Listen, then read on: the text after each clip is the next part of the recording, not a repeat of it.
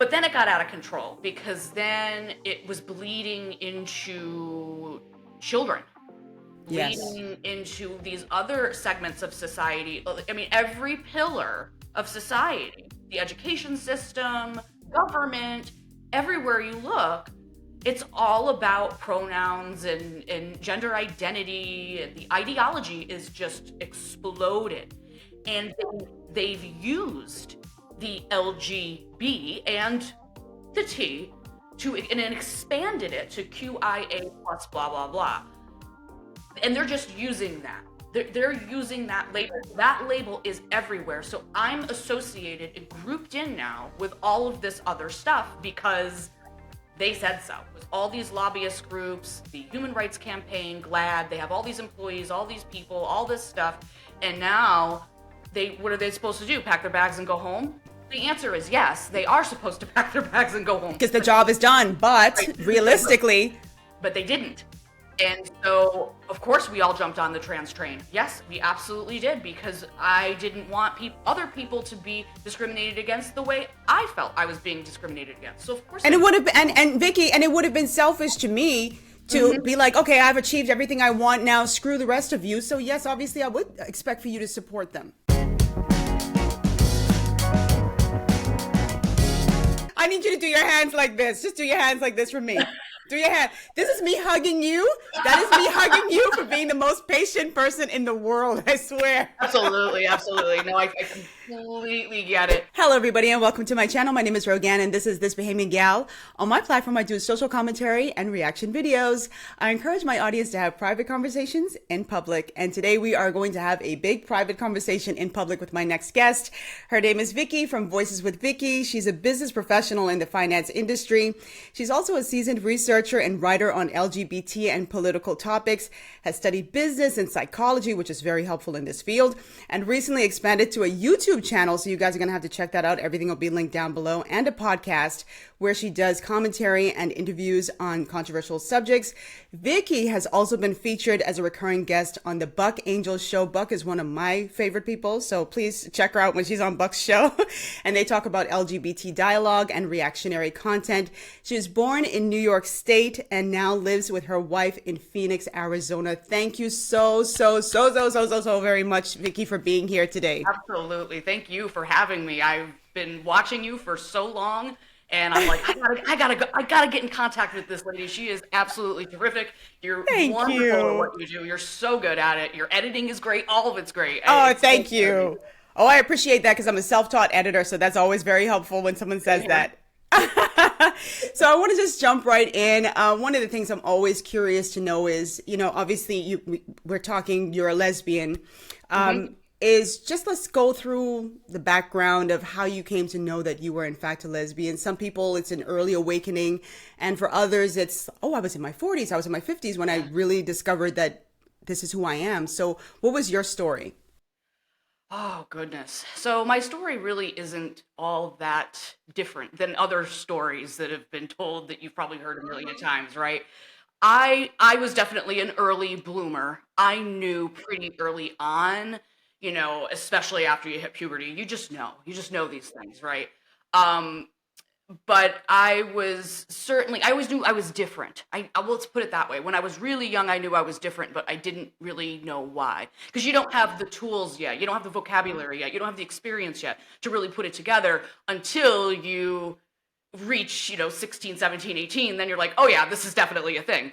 But I do have to say that I was talking about it at an early age. I was very precocious. When I learned what the word lesbian was, I've heard it somewhere, God knows where, probably on the school bus. I was like, I looked it up in the dictionary and I was like, I think that might be me. But again, and I told my mother, and I was probably 12 years old or something at the time. And she was like, don't you tell anybody that. Did she? Yeah, she was worried that people would make fun of me and, bully me. And that absolutely happened. Because once I got to be in high school, I couldn't hide it anymore. You know what I mean? And there were other people, there were a few other girls like me, but I didn't want to date any of those girls. I got it. So it was a tough time. It was a tough time. Being a teenager at that time over 20 years ago was different than it is today. Today, of course. For sure. But I was definitely one of those crusader types. I did not care. I was not afraid to hide. I wasn't hiding. I wasn't afraid, and it did get me in some trouble sometimes, for sure. But again, it was a different time than it is now too. It's a completely different world. Um, and but I was always right up front and center, like, yep, this is who I am, and if you don't like it, you can go the other way. So your mom told you, don't say that to anybody. So by the time you got into high school and you were figuring things out, I mean, did her sentiments change towards like the whole, like to you, or what happened after that? Why, my mom is a baby boomer. Both my parents were born in the late 1940s. So I think in both their eyes, and I don't know so much about my father, but my mother, she knew how difficult it was for people. And it wasn't necessarily that she didn't like it or whatever. It was more about that she thought I perhaps might have a difficult life because of it. I can So I understand think, that. yeah. And so, in the beginning, it was a little more rocky. She wasn't close-minded, but she wasn't totally open-minded either. Again, because your generation that you're born into, it kind of dictates a lot about how you're going to view the world in some respects. So it wasn't terrible. I mean, there's stories that people have told me that's just atrocious, awful things that happened with their parents. I did not have those kinds of experiences. But I think both my parents kind of were hoping it was a phase because, it's normalized a lot more now, but my whole take on it is, it is an abnormal thing. Being gay is abnormal. It's the norm is being straight. The abnormal is being gay. And I'm not saying it's negative. Just because it's abnormal doesn't make it bad. And I think when people learn to accept that, it makes the things a lot easier, and it makes conversation a lot easier too, because it used to be, used in a negative, like, you're not normal, you're not normal, and I'm like, I look at people, and if they say that to me, I'll be, you're absolutely right, I am not normal, but there's nothing that can be done about it. It's innate, Right. and of course there's an argument with that too. There's always a debate, and there always will be a debate, and there always will be crappy people who say and do crappy things. And you learn to navigate through, I like, not to cut you off, but I like you. I believe that it is innate. And I've had conversations with friends. I mean, oh my God, when I lived back home in the Bahamas, this was always like a hot topic or a hot button issue with us because I do believe, I've looked at kids, to be honest with you, who were younger. And I could say, I think that that little boy is gay. And people would get very offended. And that person would grow up and you would see that they were gay. I mean, there's just certain mannerisms, certain things that they do, certain things that they gravitated towards that I just felt deep inside that just is who they are. Of course, you have opportunistic people who will just, what do they call it? Gay for pay or whatever, they do that sort of thing. But right. I think the majority of people, I do definitely believe that is something that's how they are born, Yeah. Mm-hmm. Yeah. I mean, I do think that there could be social influence as well. Yeah. With some people. It could, you know what I mean? But I think for the most part, when generally speaking, people don't choose this. They just don't. It's just Why not. would you? Yeah, To especially be discriminated against, so much bias. Who would put themselves out in the line of fire Right. like that? For what? And I never understood that when that argument would come up back when this was, back before, same-sex marriage was passed, back before those times, the arguments about it not being normal, but also that it's a choice. And I would always be like, what?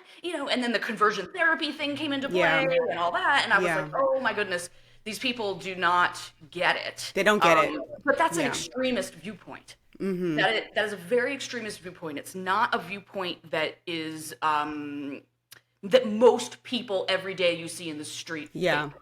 Agreed. Yeah, it's just that viewpoint tends to bubble to the top very quickly, because it's so ridiculous Yep.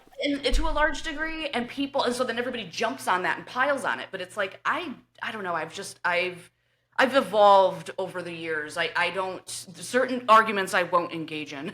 I agree. I always say I'm not interested in having conversations with people who are committed to misunderstanding everything that I say. So I just know, let me just move on from that.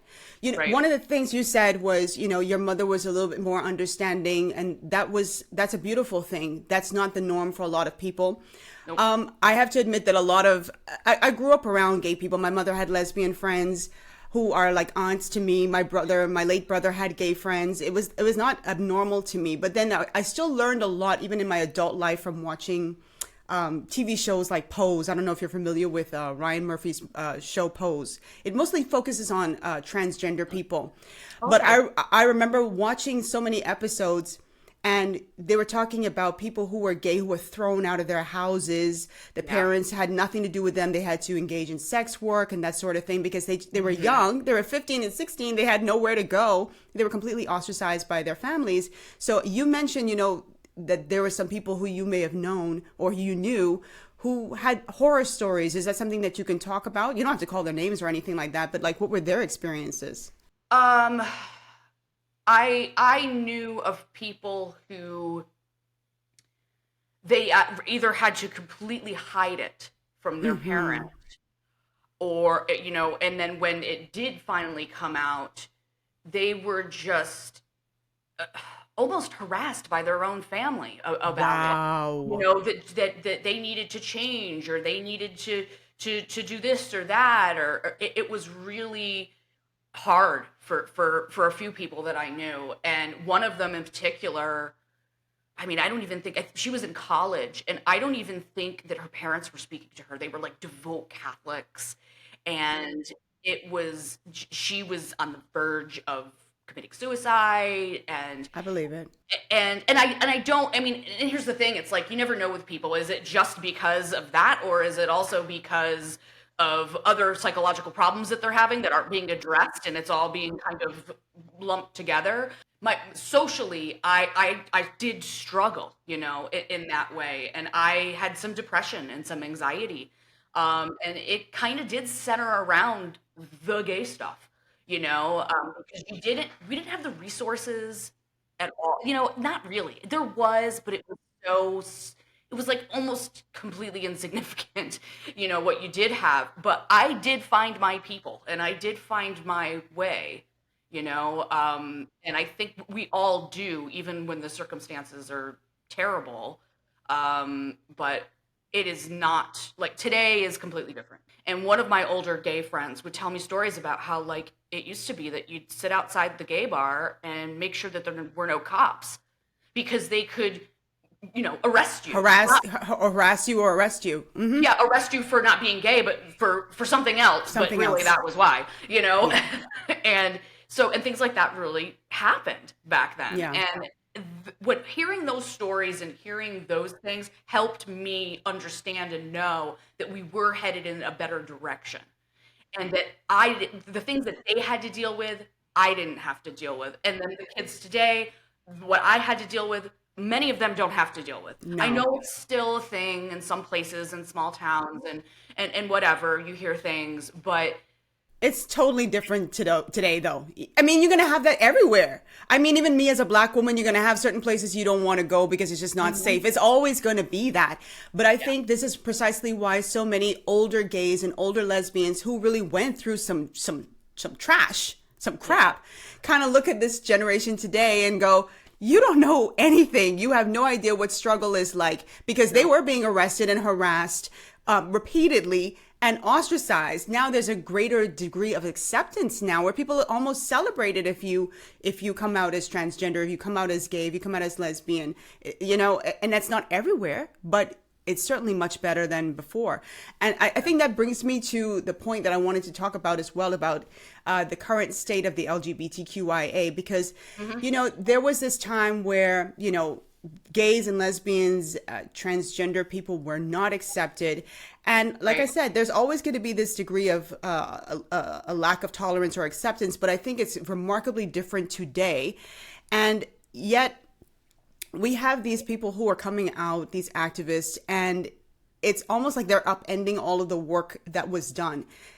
There was a time when gays and lesbians were so ostracized, like people looked at them as abnormal. We don't want anything to do with them. And now it seems with this resurgence or this resurgence of transgender activists that the gays and the lesbians and bisexuals are seen as normal. They're seen as, oh, they're cool, they're fine, because we can rationalize with them. And now it's just like on this extreme end where we just like, we don't recognize what this is. So I just wanted to find out from you, like, what you think about this current state right now.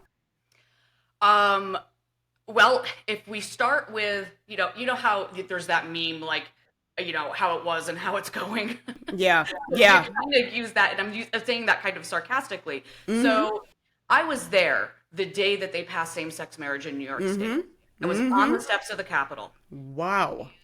It was one of those things. It was a beautiful experience, and that was back when same-sex marriage was. There was only a handful of states that Right. allowed for that. Allowed it because there was a ban. And on a federal level, the Defense Against Marriage Act, which was passed under Clinton, everybody, that hadn't been struck down yet. And so there were still a lot of issues there. And so same-sex marriage, workers, equal rights for workers, adoption rights, all those things. What we wanted to achieve in the messaging was peace and love and leave us alone. And we wanted to integrate into society, be accepted into society, where we could stand by the water cooler and talk with our colleagues about our weekend and talk about our spouses openly without the discomfort, without people being upset and enraged, without feeling like you're hated, right? And we achieved all of those things. We achieved all those things, and we did it rather quickly. Like once the civil rights movement came through, and for LGBT, it didn't take long. I want to say it was once the subject of same-sex marriage was really brought up a lot, we passed it rather quickly. Yes. Under it was passed under Obama. Obama went into office saying he wasn't for same-sex marriage, but I think he did that because he knew if he said that out loud, he could lose. So now we're in the now, right? Yeah. All those wonderful things happened. Everything's great. And it was as if they needed to keep the civil rights movement for LGBT going. And they said, well, what else we got? What else we got? And they were like, oh yeah, trans people. And at the time, I'll tell you, I was right on that train because I was still on the high of same-sex marriage getting passed, the future looking so bright, everything is so wonderful, I can't believe we accomplished this. It meant so much to me at that time to have that happen. It was in my core how much I felt that was a huge piece in the equality puzzle, and that we were finally there. Yes. And knowing that there'd be more work and that keeping those rights might be work, but not what they're portraying it to be today. Right. So I think what happened was all these lobbyist groups, the Human Rights Campaign, GLAAD, they have all these employees, all these people, all this stuff. And now what are they supposed to do? Pack their bags and go home? The answer is yes, they are supposed to pack their bags and go home. The job is done, but realistically. But they didn't. And so, of course, we all jumped on the trans train. Yes, we absolutely did, because I didn't want other people to be discriminated against the way I felt I was being discriminated against. So, of course. And it would have been, and Vikki, and it would have been selfish to me to be like, okay, I've achieved everything I want now, screw the rest of you. So yes, obviously I would expect for you to support them. Right. So knowing that the cause for that is really, it's different, right?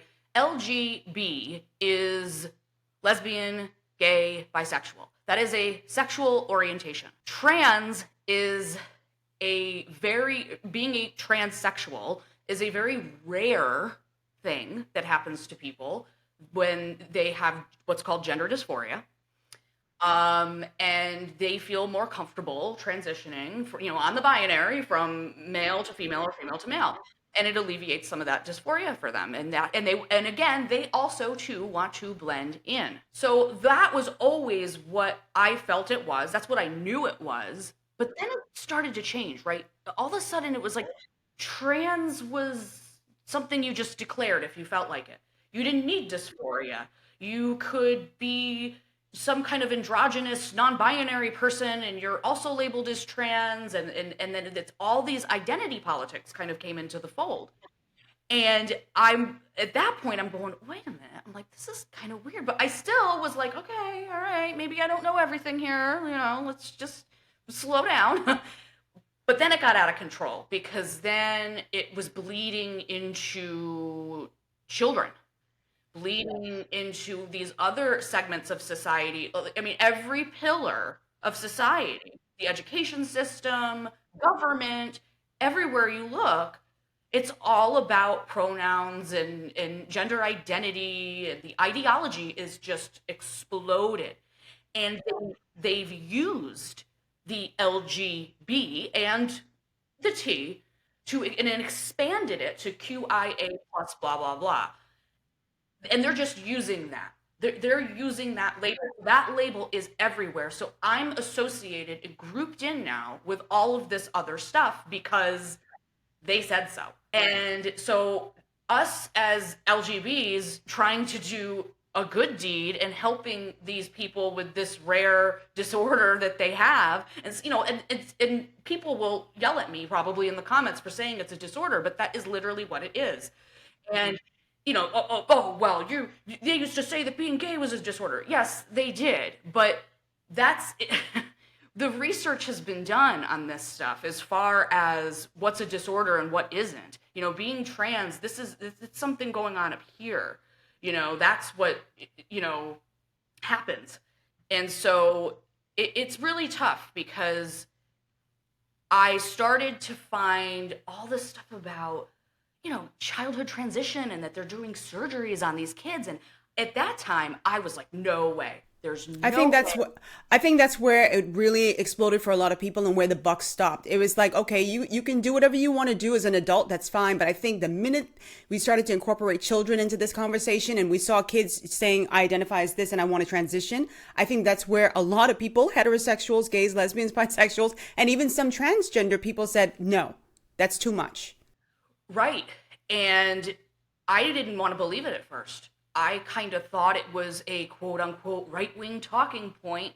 I was that person for a while that believed that maybe kids really were trans and that this movement was for a reason and there's something I didn't know about. And I wasn't totally putting it together yet. But then I started venturing out and doing my own research on the side on that particular topic because I was like, what is this?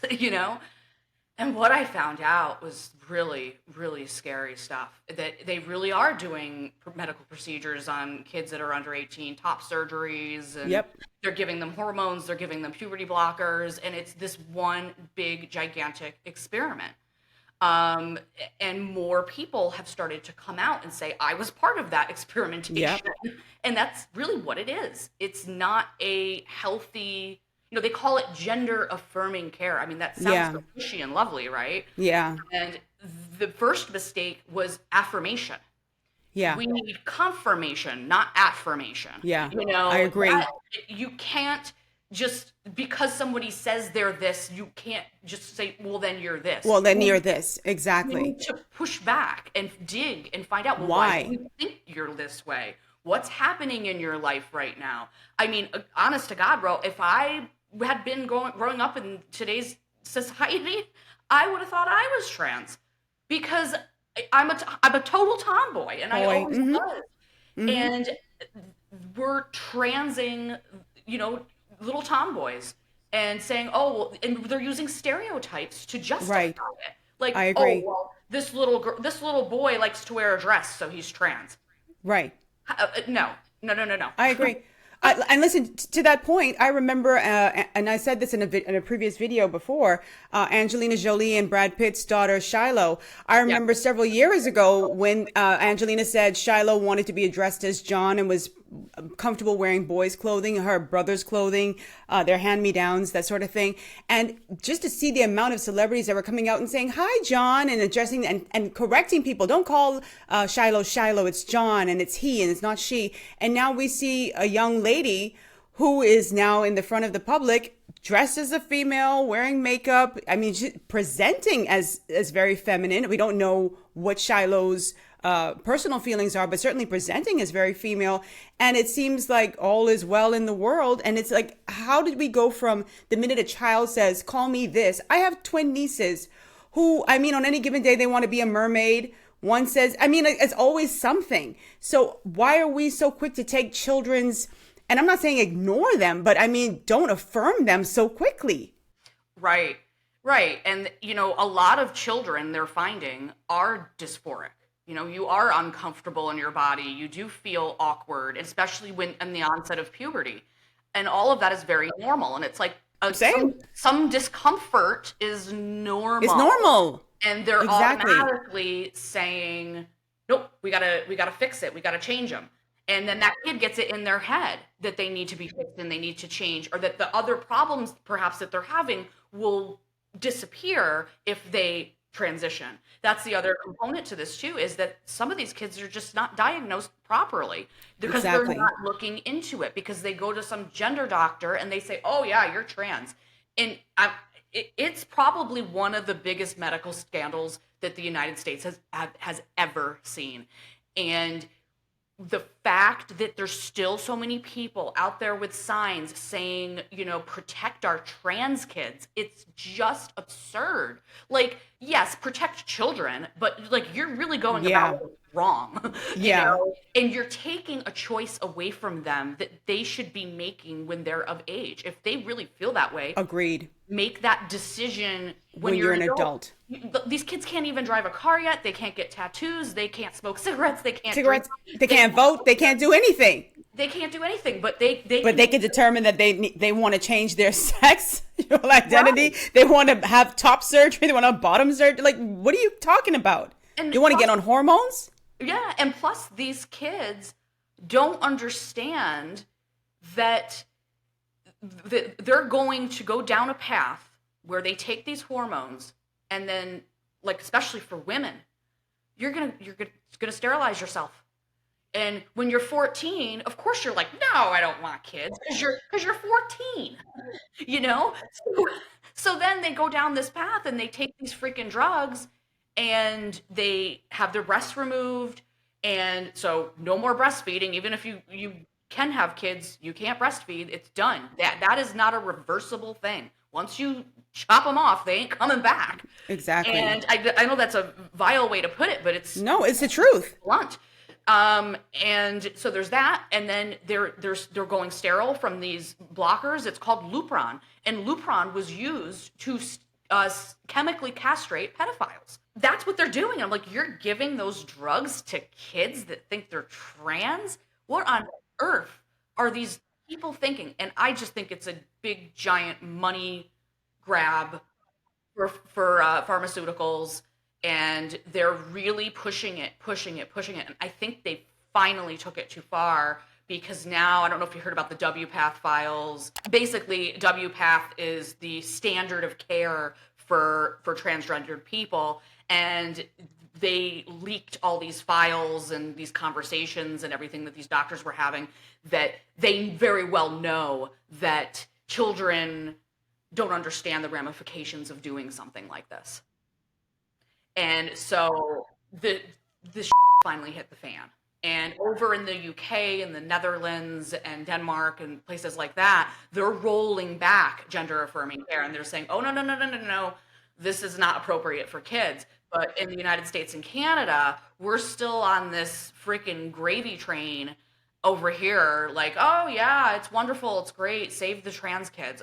And it's really, we're behind. I feel like, sorry to cut you again, but I feel like we're going to be like, and I'm not even going to say 20 years, in 10 years, like, how you watch TV and you're like, you see these ads saying, if you want to sue like for Camp Lejeune or something like that. I feel like in 10 years, we're going to have like these massive lawsuits saying, was your child told that they needed, gender affirming care and they needed to have this? And, or I feel like you're gonna have like these massive lawsuits, but at that point, it's gonna be too late because these kids are already gonna be infertile. They're gonna be botched. It's gonna be so problematic for them moving forward, and it's just gonna be too late.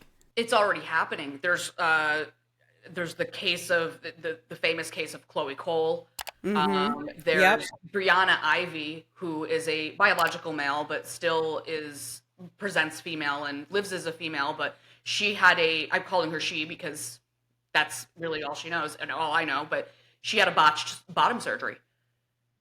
Terrible. I mean, destroyed her genitalia, and that she's got to live with that now for the rest of her life. And she even admitted in an interview she did, I think it was Candace Owens, which was surprising to me that Candace Owens would even do an interview like that, but she did.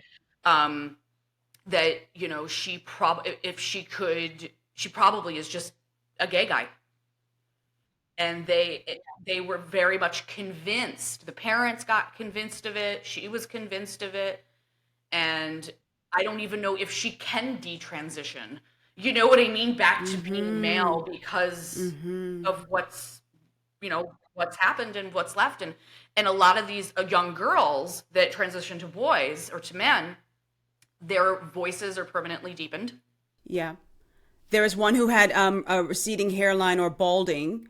And well, I'll say she because she now identifies as she again. She says like she thought that by stopping the hormones, like her hair would grow back, and it hasn't. So she still has the deep voice and the bald head and all these different things, and feels like I can't remember that person's name, but she basically said, "I feel like my life is ruined, and I wish I could go back."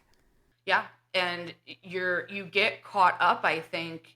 I really blame the internet for a lot of it. I really do. And there's so much misinformation. Even when you Google puberty blockers, you still see all these websites up saying, oh, they're reversible, they're safe. No, they're not. They're actually flat out lying to the world still about this. And it's really unbelievable. It was very, very shocking to realize that that's where we're at. And this is why I think the community as a whole, the community is going backwards and the acceptance is going down and it's plummeting. There is a notable difference. And of course, the people on the far left just want to keep blaming the people on the right. And it's like, you know what? Take some responsibility for your own crap Thank for you. once. Thank you. You Thank know, you. like this has to be stopped because when it finally does hit the fan and I don't like you said there'll be commercials in the future. Was your Oh yeah. child a Yep. victim of gender affirming care? Like it's gonna happen. I don't know when, but we keep voting for this stuff. We keep turning a blind eye. And then, I've got people that say things to me like, oh, well, everybody's different and every case is different. And we can't, just ignore individual people's experiences. And I'm like, actually, I have to take exception at this point, considering it's like when there's a roller coaster and a kid is hurt or dies on that roller coaster, do we keep running the roller coaster? No.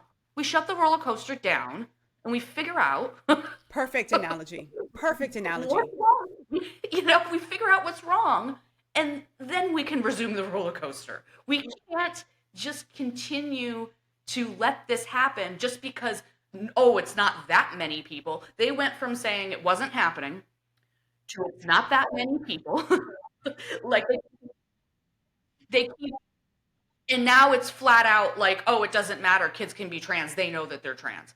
So we can see how that has evolved to, they've been lying the whole time. And when I say they, I mean these activists on the far left that are the loudest and keep pushing it. And then you get celebrities that I think are just being paid to say these things. And there's parents out there that, Munchausen's by proxy. They're calling it Transhausen by proxy. Oh, perfectly stated. Yep, they're Perfectly actually calling stated. it that. They are, they're making coin on it too. They've got their little trans kid on the internet and they got 1 million followers on Instagram Yeah. and parading them around. Look at my trans child. And it's so bizarre to watch when you really stop and think about it.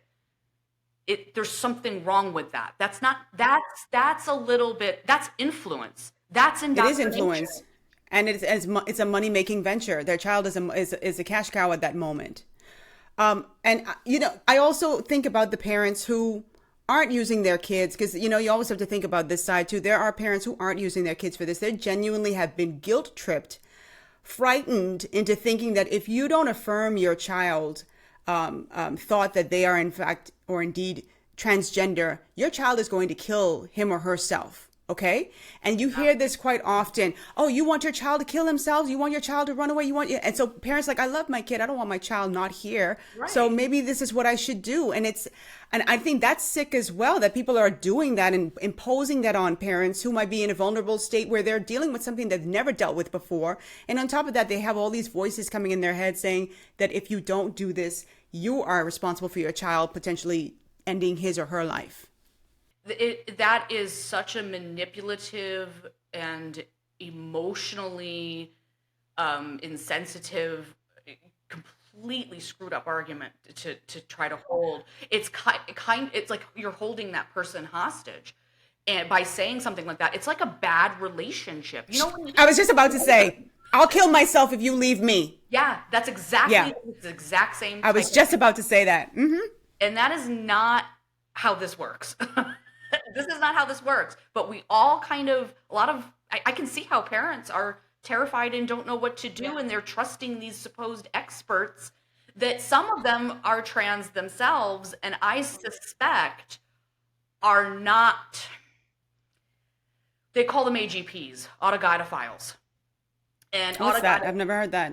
No. Autogynephilia is when particularly men get off and are aroused sexually by being a woman and dressing up like a woman and going in women's spaces. That's the driver. That's the driver. And they are different than transsexuals. Transsexuals who have gender dysphoria do not feel that way. That's not the driver and why they transitioned. So all of these different types are being lumped together because we're not doing any gatekeeping. We're not saying, because we're saying anybody can be trans. If you say you are, then you are. And that's the danger of it right there, is that you've got they're weirdos. They're not transsexual people. They're people that are, they enjoy doing that. There's something else. It's like a kink or something, or a fetish. They're fetishizing the being a transsexual. Why is it that everybody who is othered gets thrown under the LGBTQIA umbrella? It's like you have straight, and then it's like, okay, you have LGBT, and anything else that comes after that gets thrown under that umbrella. That's what I'm seeing. Well, I think it's all, it actually, I think it stems from the trans stuff, so to speak. So LGBTQ, which used to mean questioning. And questioning. It changed to queer. And that's another thing I take very strong offense to. And it's everywhere. It's on TV now. They're saying queer. They're saying it everywhere. Wasn't that offensive? Wasn't that an offensive term in the community at one point? Yes, like very offensive? Yeah. You queer. Yeah, it used to be very offensive. It was like saying the N-word. It was that type of thing. And now it's like, oh, they're taking ownership of it and they're queer. But then, let me tell you what. A lot of these people that identify as queer are actually straight people, because it's a political ideology. It's not really, people are out there saying it and they don't even know why they're saying it. It's a very, very weird, whenever somebody says identify as queer, I'm like, goodbye.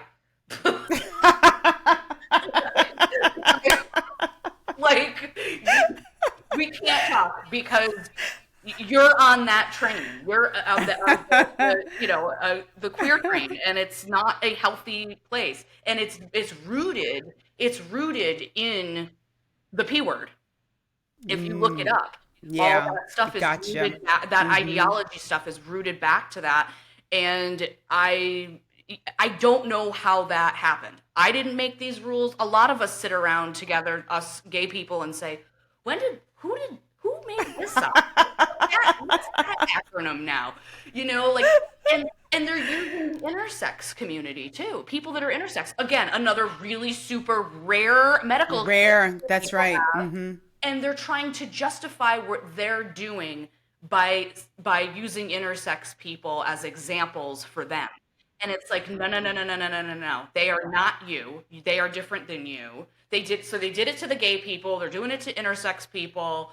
And so I really think it's more self-serving for this particular group, and it's all politicized in my opinion. I don't understand how it happened, but it did, and it probably has a lot to do with the fact that they just needed more, campaign money. Yeah, precisely. Like, No, it's true. It's true.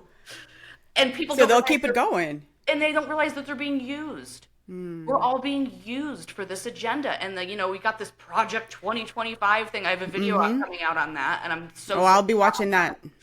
it because they're using all these fear-mongering tactics, doomsday, like if Trump is elected, then all your rights are getting taken away. Someone told me that I'm going to a gay camp if Trump is elected. That is the dumbest thing I've ever heard. Yep, And but at least you're smart enough to know it's crap. But yeah. somebody out there is going to be frightened by that and Oh, yeah. respond accordingly. They are absolutely think that it's happening. They think they're going to have to flee the country. It's like he was already like I never loved the guy, but he was already president once. President, we've seen what he's done. Right. So if he really, really hated gay people the way these people think he does, he would Yeah. have already gotten rid of us. Exactly. Agreed. Like, Agreed. I don't think he cares. I think it's the last thing on his freaking list. I But think so too. he is against, the gender ideology stuff being taught in schools, gender-affirming care for minors, biological men and female sports.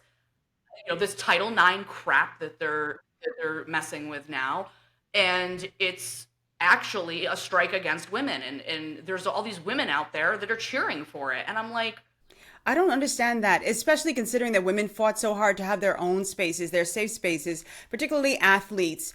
And to for me, I feel like there should be a separation. I think you have your men's sports, you have your women's sports, you have your trans women's sports, you have your trans men's sports. It's not that big of a deal to open up an avenue for everybody to have their own sports. I think that's just the more fair way to do it. But it does kind of baffle me when I do see women saying, no, let them in, because look at when these people compete against each other. When you have women and trans women competing against each other, women are getting left in the dust in so many instances. And you have women who are saying, come on, guys, listen to what we're saying. You're still not hearing us. And it's just they're being disregarded completely by men, women, and everybody else. yeah, it's a really strange situation that I've found that what's happened with women in the last 10 to 15 years is that we're being conditioned to backseat our instincts. Yes. We're being Yes. conditioned Well said. not to judge people, right? Everything is, oh, don't judge them. Oh, you're judging. Oh, don't judge. You're judging. And really what that's done is it's sort of stripped women of the ability to instinctually know danger, because they're always slapping themselves on the wrist when they have that feeling, because they think they're being judgmental of people. And I noticed it myself. I had it happen to me. I think the breaking point truly for me was when I was almost assaulted in a gym. Mm-hmm. I remember this story. Mm-hmm. Yeah. And I was, in this gym doing my thing. I'd come kind of not always the same time, different times sometimes, but this guy was always there and he creeped me out. And I'd go home and tell my wife, there's this guy that the gym is just, I don't know what the deal is, but it's just kind of weird. And I remember thinking in my mind, oh, you're probably being too judgmental. Just leave it alone. And guess what? That guy almost R-worded me. Yeah. And it was terrible. It was a terrible thing. And that was the breaking point when I said, you know what? There's something really wrong here. We really are being taught constantly to put things on the back burner. Put our instincts on the back burner. Yeah. And And so, these are the things, these are the tools that we've been given as human beings to be able to identify danger. You see, when you see the gazelle out in the wild and they see a lioness approaching, they don't go, well, maybe I'm just being a little bit too judgmental here. Maybe that lioness won't do anything to me, so let me just continue grazing. They're like, let me get my ass up out of here. But this is what's happening a lot because people just don't want to come across as being appearing bigoted or transphobic or homophobic or any of the isms or the obics. So they're going against themselves. They're going against their instincts. yeah. And I really believe that that's a big part of the problem.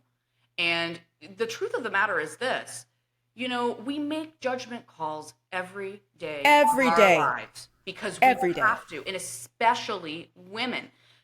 Something that men don't understand about women is that all day long, we're constantly looking for danger all day long. And we're doing it without Agreed. even thinking we're doing Instinctively. Agreed. we go out to a parking lot, we're scanning that parking lot. We're walking in the grocery store, we're aware of our surroundings because we have to be. Because unfortunately, physically, we are the weaker sex 99% of the time.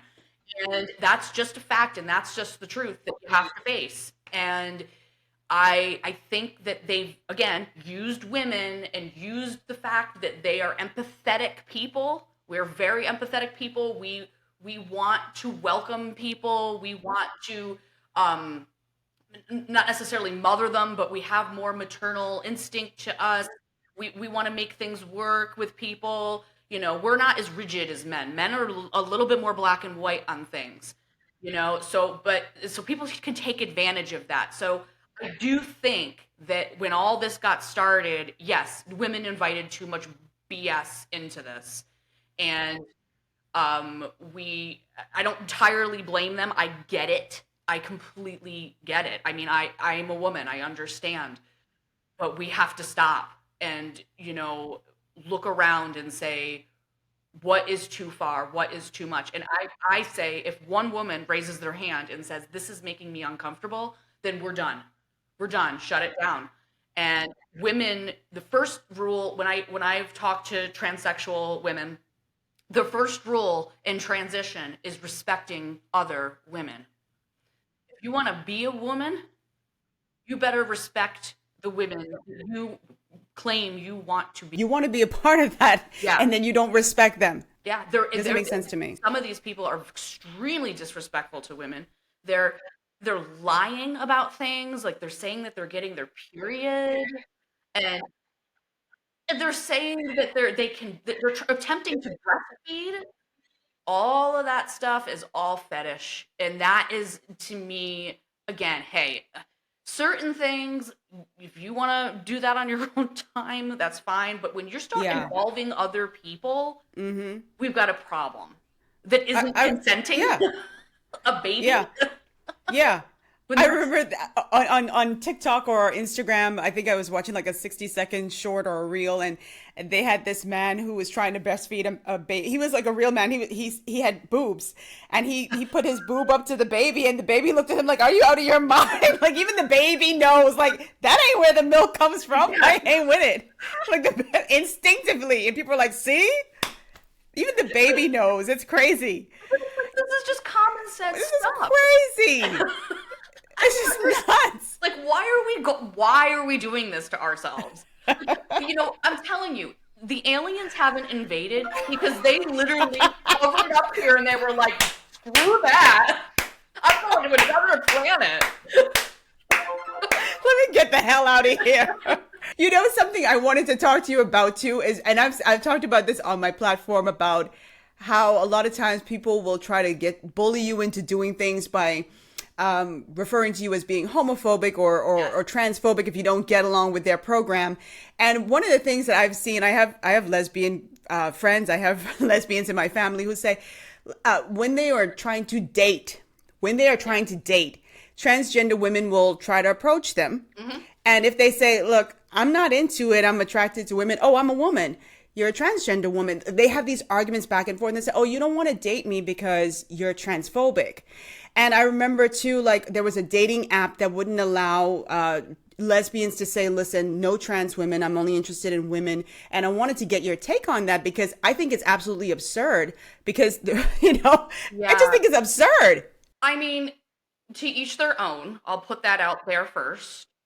However, the majority of biological women who are lesbians don't want to date men. That's the point in being a lesbian. And it doesn't matter if they're dressing like a woman, even if they have breasts or whatever, like there's still something there that says man. And I'm not trying to be offensive, but when you're talking about sexual attraction, right? You can't, again, it's an innate thing. You can't change what you are or are not attracted to. And that's the point where, to me, it's actually kind of homophobic in a sense, because good point. You know, like, oh, you don't want to date me because I am a lesbian though, and I'm like, but you're not. Like, I've talked on the Buck Angel show about this, the same thing where these biological men who are trans, who are dressing and talking like women or whatever, are sit up there saying, I'm a lesbian and this is my lesbian experience. And again, it's like some erotic fantasy that they're having. And it's like, no. Like, that's not what being a lesbian is. And the fact that you're cosplaying that is just, it makes it more unattractive to lesbians that are looking in and seeing this stuff. But the crazy thing is, and I'm online all the time, I've seen transgender women who say they don't want to go with other transgender women. So it's like, if you can say what you don't want or what you're not attracted to, why can't a woman say, I'm not attracted to a transgender woman? Right. You get to determine what you don't want. Shouldn't they have that same privilege? Right. And that's the whole thing. It's all one-sided. They can do whatever they want. They can say whatever they want. They can call you whatever names they want to call you because, you know, they're the special ones and they're in the driver's seat. And I'm not, I hope that's not coming across that I feel that way about all trans people, because I absolutely do not. I don't get that. I don't get it that you do. Yeah. I don't feel that way at all. But to me, it is an issue of respect and it's an issue of boundaries. And we all have them. And especially women need to have them. So it's like, you're going after lesbians. Like, that's a sacred space that you're trying to invade and take over. And women, again, it's always women. Women's sports, lesbians, women's locker rooms, women's prisons. It's all about women. You don't hear about this with trans guys because again, men are not scared about this stuff because they don't need to be. Well, that's going to do it for this week's episode. Thank you so much to everyone who tuned in, and thank you in advance to all of you all who will be dropping comments down below. Please drop your comments down below. A huge thank you to Vikki for being so patient and, of course, for giving such great insight on this video. Be sure to follow her. All of her details will be down below in the description box, and she's also here on YouTube and Instagram, so please follow her. She is a rising star. And don't forget to follow me on Instagram at @thisBahamianGyal, on my blog at thisBahamianGyal.com, and please sign up for the newsletter. You're going to see all that information down below in the box. Thank you so much to all of my channel members. I love you guys, and I will see you all next time. Mwah! Bye. Toodles. Don't leave me high and dry.